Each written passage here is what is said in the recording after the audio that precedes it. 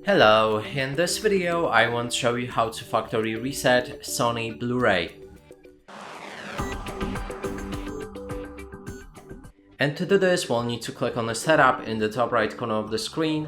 Here scroll all the way down, find resetting and click on it.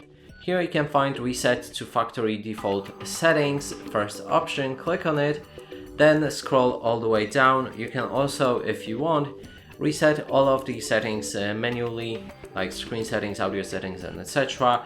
But you can do it in one go with all of the settings. So let's start it.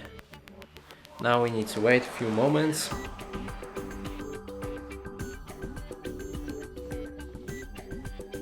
Now it's done. And we can also initialize personal information. Click on it, then OK.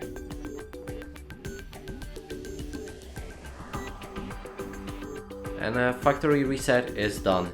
And that's it for this video. Hope you like it. Please consider subscribing to our channel, leave a like and a comment below.